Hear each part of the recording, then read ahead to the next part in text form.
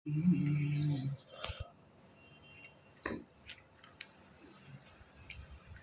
ഇതിൽ നമ്മൾ എടുക്കുമ്പോഴേക്കും calculation of missing actuals ഇപ്പോൾ ഫ്രീക്വൻസി 10 20 ഇതെല്ലാം എഴുതി എന്നിട്ട് നമ്മൾ ക്യുമുലേറ്റീവ് വേണമെങ്കിൽ 12 30 42 പ്ലസ് എക്സ് 42 65 107 പ്ലസ് എക്സ് പിന്നെ അടിയിൽ നിന്ന് കൂട്ടിയിട്ട് 208 കിട്ടി 181 കിട്ടി 226 കിട്ടി. എന്നിട്ട് നമ്മൾ എന്ത് ചെയ്യുന്നു എന്ന് വെച്ചിട്ടുണ്ടെങ്കിൽ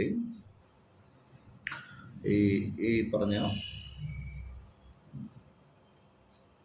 എം മീഡിയൻ എവിടെയായിരിക്കും കിടക്കണമെന്ന് നോക്കുക. അപ്പോൾ n/2 ഐറ്റത്തിലായിരിക്കും കിടക്കണമെന്ന് പറയാം. അപ്പോൾ 226/2 അപ്പോൾ 113ാമത്തെ ഐറ്റത്തിലായിരിക്കും കിടക്കുന്നത്. അപ്പോൾ നമ്മൾ ഈ 46ആണല്ലോ നമുക്ക് മീഡിയനായിട്ട് കിട്ടിയിരിക്കുന്നത്. അപ്പോൾ 46 മീഡിയൻ എന്ന് പറയുമ്പോൾ 40നും 50നും കിടക്കുന്ന ഒരു സംഖ്യ.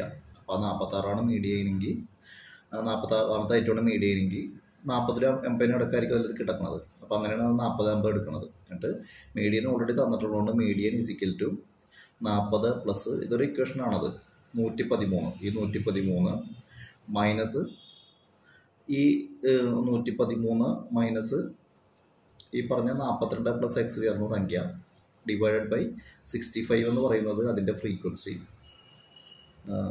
മനസ്സിലാക്കാം. ഇവിടെയുള്ള ഫ്രീക്വൻസി.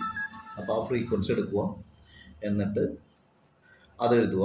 പിന്നെ ഈ രണ്ട് തമ്മിലുള്ള 40ഉം 50ഉം തമ്മിലുള്ള വ്യത്യാസം ഉണ്ടല്ലോ, ആ ഇത് ഇവിടെ എഴുതുക, 10 എഴുതുക. എന്നിട്ട് 40 പിന്നെ 113 മൈനസ് 42/65 വരും. അപ്പോൾ 42 മൈനസ് എക്സ് ബൈ 65 വരും.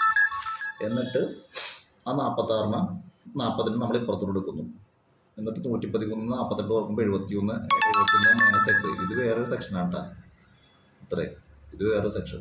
അപ്പോൾ 40 അങ്ങോട്ട് മാറ്റി പിന്നെ 113 42 കുറച്ചുമ്പോൾ 71 മൈനസ് എക്സ് ബൈ 65 കിട്ടും. അതിൽ നിന്ന് 60നെ ക്രോസ് മൾട്ടിപ്പിൾ ചെയ്ത് ഇപ്പുറത്തോട്ട് മാറ്റുമ്പോഴേക്കും 65 × 6 എന്ന് പറയുമ്പോൾ 710 മൈനസ് 10x എന്ന് പറഞ്ഞിട്ട് കിട്ടും.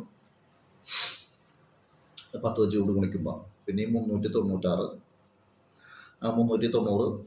അത് 710 മൈനസ് 10 നിർത്തുന്നു. 10x എന്ന് പറയുമ്പോൾ ഈ 390 ഇപ്പുറത്തോട്ട് വലിക്കുന്നു. 710 മൈനസ് 390 320 കിട്ടുന്നു. എക്സ് എന്ന് പറയുമ്പോഴേക്കും 320/10 32x കിട്ടി. അപ്പം ഇത് എക്സ് കൂടി കൂട്ടി എല്ലാം കൂടി കൂട്ടി ഒരുമിച്ച് കൂട്ടിയിട്ട് 226 കുറച്ച് കഴിയുമ്പോൾ 44 കിട്ടും. അതാണ് y.